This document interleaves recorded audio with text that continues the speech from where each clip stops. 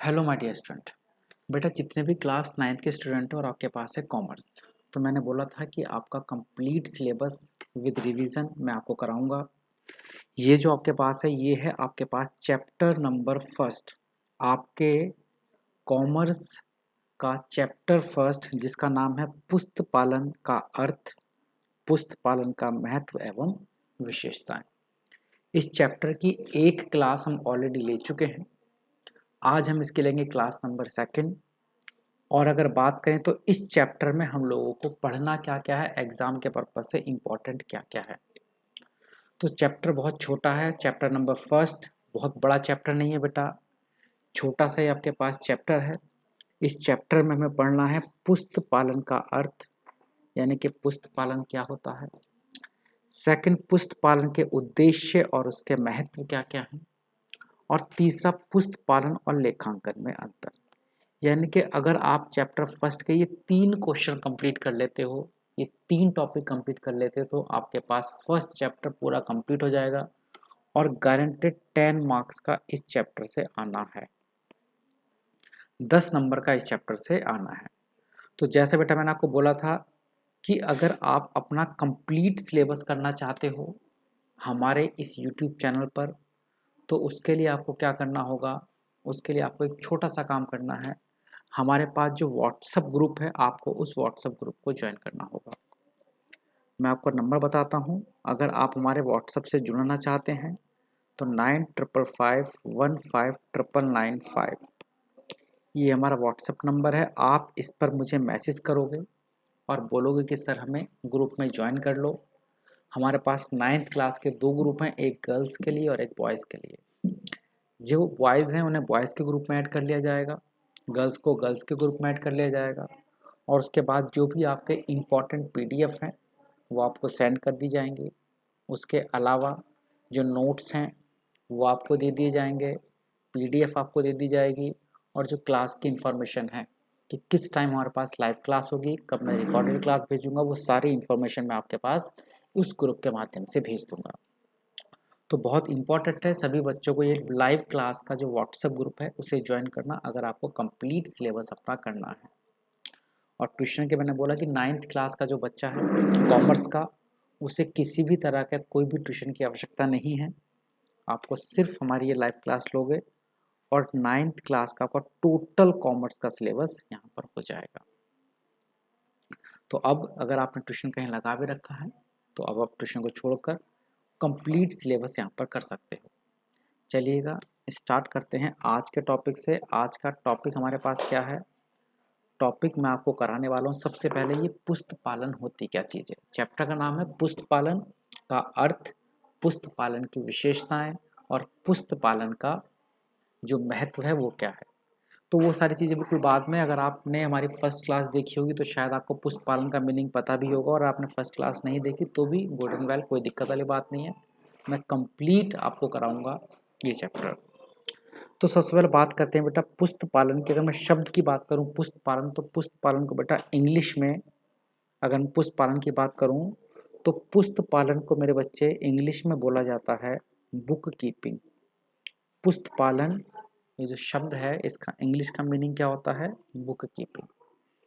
और अगर हम बात करें इनमें से जो बुक है इसका मीनिंग तो सभी को पता है, कीप इसका मीनिंग भी सबको पता है। तो इन दोनों को जोड़ दिया जाए तो क्या बन जाएगा, पुस्त पालन। कहोगे सर क्या। देखो भैया, बुक का मतलब होता है पुस्तक, बुक का मतलब क्या होता है भाई, पुस्तक। और कीप का अर्थ होता है बेटा रखना। तो पुस्त पालन क्या हुआ, पुस्तकों को रखना। मीनिंग हमारे बिजनेस में जितने भी लेन देन होंगे, मैं किसी को सामान बेचूंगा, मैं किसी से सामान खरीदूंगा, मैं किसी को ब्याज दूंगा, किराया दूंगा, इंटरेस्ट दूंगा, वेतन दूंगा, माल खरीदूंगा, बेचूंगा, वो सारी ट्रांजैक्शन, सारे लेन देन को मुझे पुस्तकों में लिखना होता है। और लेन देन को पुस्तक में लिखने की जो कला है, पुस्तकों में किस प्रकार से लेन देन को लिखा जाएगा, उस ही कला को आप क्या नाम बोलोगे भाई, पुस्त पालन। मैं फिर से बता रहा हूँ बेटा, बहुत आराम से समझाऊंगा, चाहे आप बहुत ही हो सकता है वीक स्टूडेंट हो या आप ऑलरेडी आपको आता है तो बहुत अच्छी बात है, और नहीं आता तो घबराना नहीं है। हिंदी में बिल्कुल सिंपल वे में आपको समझाऊंगा भैया पुष्प पालन होता क्या है। एक बार फिर से समझ लो मैंने क्या बताया। पुष्प पालन का मतलब कि पुस्तकों को रखना, मीनिंग कि जब भी हम अपने बिजनेस में कुछ भी लेन देन करते हैं तो उस लेन देन को एक बुक के अंदर रिकॉर्ड कर दिया जाता है। मैं माल खरीदूंगा, बेचूंगा, किताब में लिख दूंगा, सैलरी दूंगा, सैलरी लूंगा, किताब में लिख दूंगा। तो पुस्तकों में लिखने की जो कला है, सभी लेन देन को पुस्तकों में लिखने की जो कला है, जो विज्ञान है, इसी कला या इसी विज्ञान को मैं क्या बोलूँगा कि ये मेरा पुस्तक पालन है। अब थोड़ा सा समझते हैं। देखो बेटा, जो मैंने यहाँ पर लिखा है डेफिनेशन, मैं इसकी PDF आपके पास सेंड कर दूंगा। क्या लिखा है? पुस्तक पालन अंग्रेजी के 2 शब्द से मिलकर बना है, बुक और कीपिंग। बुक का अर्थ होता है पुस्तक और कीपिंग का मतलब होता है रखना, अर्थात पुस्तकों को रखना ही पुस्तक पालन कहलाता है। कहोगे सर ये लिख कर आ देंगे नंबर मिलेंगे? नहीं भाई, अब थोड़ा सा और समझते हैं। तो इसमें लिखा है पुस्तक पालन या बुक कीपिंग वह कला या विज्ञान होता है। यानी कि याद रखना, बुक कीपिंग एक कला भी है और विज्ञान भी है। अब कला क्यों है, विज्ञान क्यों, इसके बारे में डिस्कस करेंगे। पुस्तक पालन या बुक कीपिंग वह कला और विज्ञान है जिसके अनुसार समस्त व्यावसायिक वित्तीय लेन देन को, से बड़ी टिपिकल सी लाइन होगी, व्यवसायिक जो व्यवसाय से संबंधित होती है बेटा, वित्तीय जो पैसे से संबंधित होती है, जिसके अनुसार, सिंपल लिख सकते, जिसके अनुसार सभी वित्तीय लेन देनों का लेखा नियमानुसार स्पष्ट तथा प्रतिदिन उचित पुस्तकों में लिखने से होता है। यानी कि बुक कीपिंग क्या है? व्यावसायिक लेन देन को नियमानुसार स्पष्ट प्रतिदिन पुस्तकों में लिखना क्या कहलाता है? बुक कीपिंग, यानी कि आपके पास पुस्तक पालन कहलाता है। तो आपको इसमें क्या क्या शब्द याद रखने हैं? आपको इसमें याद रखना है पुस्तक पालन वह कला और विज्ञान है, यानी कि साइंस एंड आर्ट दोनों होती है बेटा। कौन सी साइंस आर्ट? जिसके अनुसार समस्त व्यावसायिक वित्तीय लेन देन को, व्यावसायिक वित्तीय लेन देन को, अगर व्यावसायिक से काट दोगे तो भी कोई दिक्कत नहीं, जिसके अनुसार समस्त लेन देनों को, समस्त लेन देन को नियमानुसार प्रतिदिन उचित पुस्तकों में लिखना से होता है। यानी कि अगर मैं नियमानुसार उचित या फिर मैं सभी वित्तीय लेन देनों को पुस्तक में लिखता हूं तो उसी को मैं क्या बोलूँगा बेटा? पुस्तक पालन। अब इसके लाभ क्या हैं? यानी कि अगर मैं डेली पुस्तक पालन करता हूं, जितने भी सारे लेन देन होते हैं अगर मैं उन्हें पुस्तकों में लिखता हूं तो इससे मुझे क्या फ़ायदा होने वाला है, क्या इसके एडवांटेजेस हैं, क्या इसके उद्देश्य हैं। अब पेपर में बेटा प्रश्न देखो किस तरह से बन सकता है। पेपर में प्रश्न आएगा कि पुस्तक पालन के उद्देश्य बताओ या पुस्तक पालन के लाभ बताओ। दो अलग अलग प्रश्न हैं, पर आपको इन दोनों का एक ही उत्तर याद रखना है। अगर आप बुक में जाओगे तो पुस्तक पालन के उद्देश्य अलग मिलेंगे, पुस्तक पालन का लाभ अलग मिलेगा। अब आप कंफ्यूज हो कि लाभ और उद्देश्य, बहुत सारे मैच भी करेंगे कि कहाँ लाभ में लिखना है, कहाँ उद्देश्य में लिखना है। मैं आपसे बोलता हूँ, चाहे लाभ आ जाए तो भी आपको यही आंसर लिख कर आना है, उद्देश्य आ जाए तो भी आपको यही आंसर लिख कर आना है। कुछ बच्चे सोचेंगे अगर दोनों आ गए तो सर क्या सेम लिख देंगे? दोनों नहीं आएंगे बेटा, या तो लाभ आना है या उद्देश्य आने हैं। किसी चीज़ का उद्देश्य ही उसका लाभ होता है, ठीक है? किसी चीज़ का उद्देश्य क्या है बेटा? उसका लाभ, ठीक है? पुस्तकों को पढ़ने का उद्देश्य क्या होता है? ताकि हम शिक्षित हो सकें। और पुस्तकों को पढ़ने से लाभ क्या होता है? हम शिक्षित हो जाते हैं। यानी कि उद्देश्य भी शिक्षा प्राप्त करना और मिलता भी क्या है? शिक्षा। इसका मतलब वही उसके उद्देश्य हैं, है ना, और वही उसके लाभ हैं। यानी कि एडवांटेज भी सेम होती हैं और ऑब्जेक्टिव भी लगभग लगभग सेम होते हैं। किसी चीज़ की एडवांटेज आ जाए, ऑब्जेक्टिव आ जाए तो लगभग उसका आंसर सेम ही होता है। अब बात करते हैं पुस्तक पालन के उद्देश्य क्या क्या है, यानी कि क्यों मैं पुस्तक पालन करता हूँ भैया। यानी जितने भी मेरे व्यावसायिक लेन देन हैं, जितने भी मेरे वित्तीय लेन देन हैं, उन सबको मैं पुस्तकों में क्यों लिखता हूँ, उसके पीछे आखिर क्या वजह है, यही क्या हो गया उसका उद्देश्य। या फिर मैं क्यों लिखता हूँ, उससे मुझे क्या लाभ है। भाई कुछ लाभ होगा तभी तो मैंने लिखा होगा, तो लाभ ही क्या रहे उसके उद्देश्य। अब एक एक करके उसके लाभ की बात करते हैं। PDF मैं व्हाट्सएप वाला जो ग्रुप है उस पर सेंड कर दूंगा बेटा।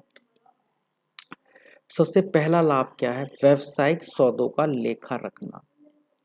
ये बस याद रखना, अभी मैं इसे यहाँ से हटा देता हूँ, लाभ में ये नहीं लिखना है, बस पहला पॉइंट है जो आपको लाभ में नहीं लिखना है, उद्देश्य में लिखना है।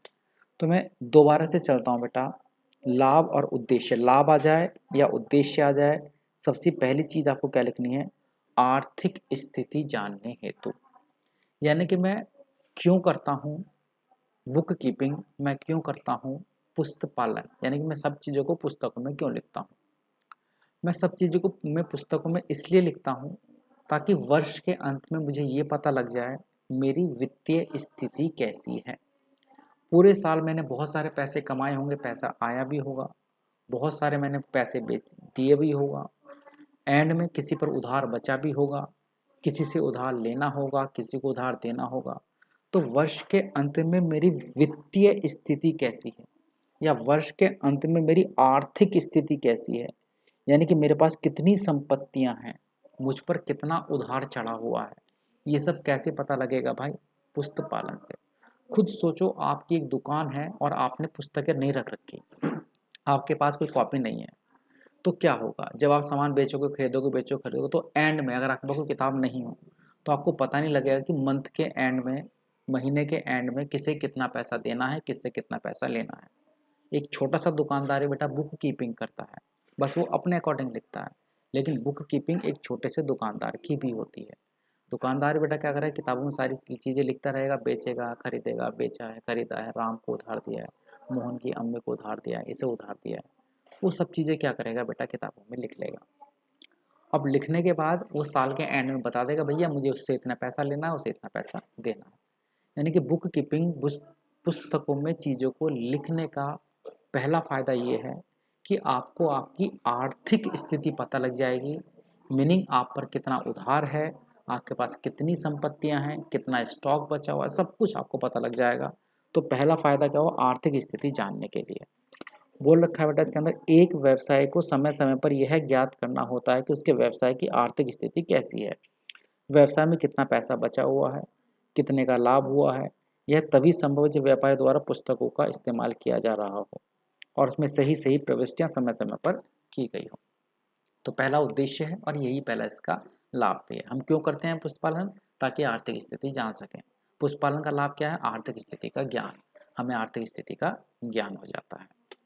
दूसरा, माल संबंधी जानकारी। अगर मैं पुष्प पालन करूंगा, अगर मैं पुष्प पालन करूंगा, मैं किताबों में लिखता रहूंगा। बेटा आपने देखो मॉल, कभी आप मॉल में गए, हाँ, मॉल में बहुत सारा सामान रखा होता है। अब उन लोगों को कैसे पता लगता है कि भैया ये सामान खत्म हो गया, ये सामान और लाना है। तो वो मॉल के अंदर जो सामान आता है जाता है बेटा, वो ऐसे नहीं वो जा जाकर रैक में देखेंगे कितना बिक गया, कितना आ गया, नहीं। उनकी ऑनलाइन पुस्तकें होती हैं, ऑनलाइन ट्रांजैक्शन होती हैं। जब वो सामान आता है वो सब कुछ रिकॉर्ड कर देंगे, किसमें, कंप्यूटर के अंदर। जब वो बिकता रहेगा तो कंप्यूटर से निकलता रहेगा, और लास्ट में मंथ के एंड में या दिन के एंड में कंप्यूटर बता देगा कि भैया इतना सामान बचा हुआ है, इस चीज़ का इतने सामान ख़त्म हो गया, इसका इतना सामान ख़त्म हो गया। वो रात में वो सामान और मंगा कर उन रैक के अंदर दोबारा से भर देते हैं। चूँकि मॉल है, वहाँ पर अकाउंटिंग चलती है कंप्यूटराइज, वहाँ पर बुक कीपिंग वहाँ भी होती है, पर कैसे, कंप्यूटराइज होती है। कंप्यूटर खुद बुक कीपिंग कर देता है बेटा, कंप्यूटर खुद क्या कर देता है, पुष्प पालन कर देता है उनका। लेकिन छोटा व्यापारी कैसे करेगा भैया, उसे तो हाथ से लिखना पड़ेगा।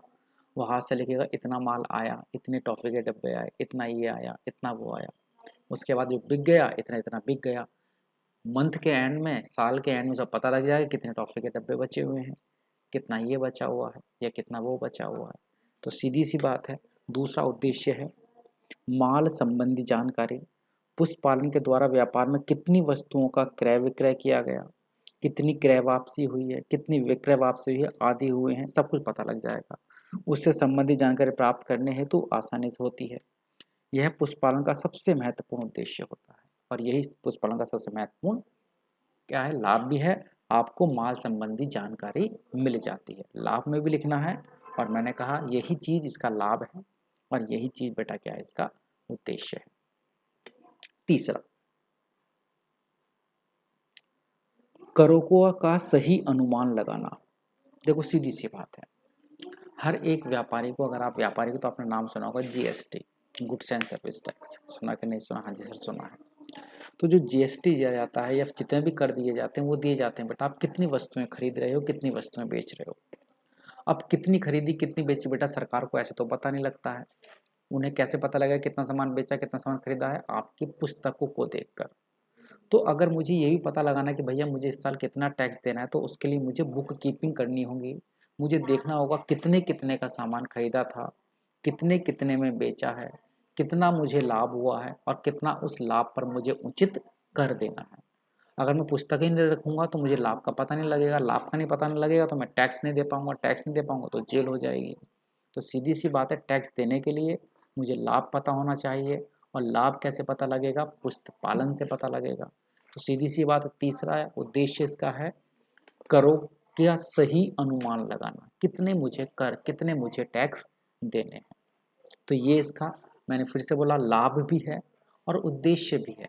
उद्देश्य में क्यों हम बुक कीपिंग कर रहे हैं भाई, क्यों हम पुस्तक पालन कर रहे हैं?